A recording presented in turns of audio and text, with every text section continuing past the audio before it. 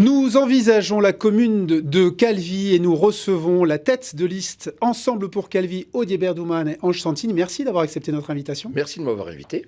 Vous êtes entré en politique à 23 ans, vous étiez alors conseiller municipal, puis vous avez été maire de Calvi, puis président du conseil exécutif. En tout, vous avez présidé aux destinées de votre ville près d'un quart de siècle. Pourtant, vous vous êtes posé la question de la continuation de votre activité politique, vous l'avez dit.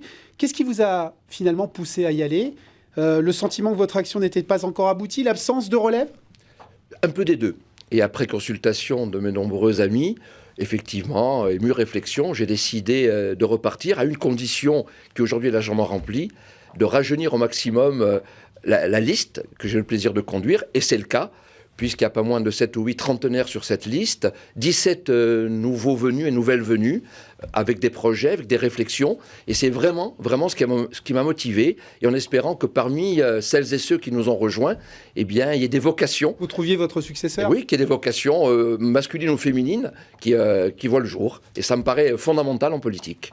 L'urbanisation de Calvi et ses dossiers, le PLU, l'équilibre entre résidence principale et secondaire, la Pinède, c'est avec Pierrick Nanigne et François-Albert Bernardi.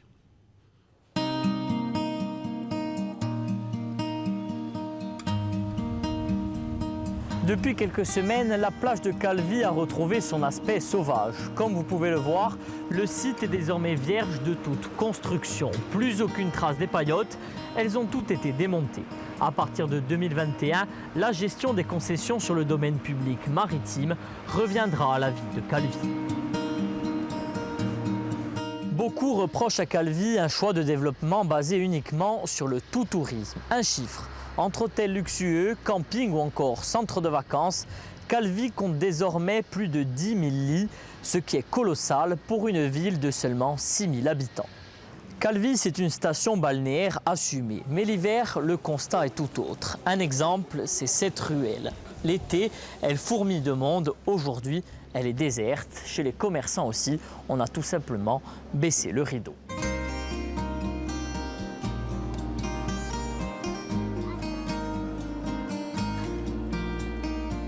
Depuis 3 ans, plus aucun ferry ne débarque sur ce port de commerce. Alors, est-ce un changement de cap pour la ville ? Moins de tourisme de masse pour un tourisme plus qualitatif. À Calvi, en tout cas, certaines voix s'élèvent pour dénoncer une cité faisant la part belle aux people. 50% de résidences secondaires selon l'INSEE. Est-ce qu'il faut baisser ce taux ? Non. Il faut augmenter le taux de résidence principale. Mécaniquement, ça fera baisser. Et ça n'est pas la même chose. Mais la municipalité de Calvi s'y emploie, puisque depuis quelques années, nous avons de vastes programmes d'accession à la propriété. 117 logements ont été construits. Nous en avons encore 65 qui vont voir le jour dans les 2 ou 3 ans qui viennent. Accession à la propriété à des prix nettement en dessous du marché.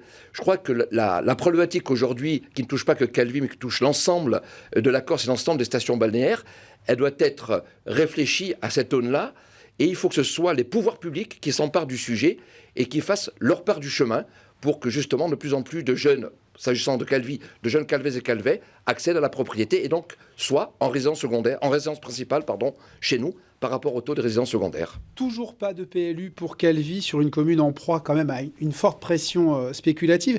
Est-ce que vous reconnaissez que ce dossier aurait dû être mené à bien avant ? C'est un dossier très compliqué à Calvi comme ailleurs, et nous voyons que la plupart des PLU, pour dire la quasi-totalité des PLU, est attaquée et portée devant le tribunal administratif. Pour ce qui nous concerne, nous avons pris notre temps. Notre PLU, il est validé complètement juridiquement par les services de l'État. Nous avons eu quelques péripéties d'un point de vue, je dirais, politique, pour ne pas dire politicien, avec une commission dont le juge des référés a considéré qu'elle n'avait pas à émettre un avis contraint, mais uniquement simple. Après l'élection, notre PLU, qui a été arrêté par le conseil municipal, sera mis en enquête publique et nous l'aurons vraisemblablement d'ici à la fin de l'année en cours. Politiquement, Ange Santini, votre opposant historique, François-Xavier Acquaviva, vous a rejoint. C'est une belle prise, étant donné que vous avez réalisé un peu plus de 73% des suffrages exprimés en 2014. Votre objectif, c'est quoi ? C'est l'élection au premier tour ?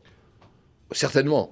Mais ce n'est pas pour cela que François-Xavier Acquaviva, dont je salue le courage, est venu nous rejoindre. Simplement parce que nous avons considéré, lui et moi, avec d'autres, qu'il fallait regarder ce qui nous rassemblait, pas ce qui nous opposait.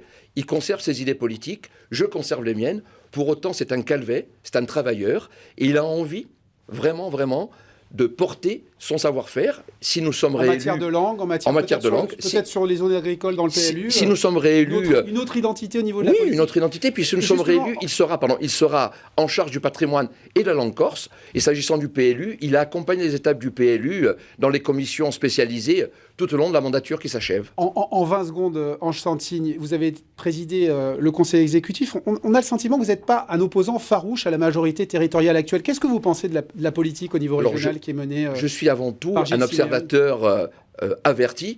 Je considère qu'aujourd'hui, la majorité territoriale n'a pas encore pris la mesure de la gestion d'une collectivité qui plus est unique. On voit bien que bon nombre de dossiers sont en souffrance, qui n'avancent pas.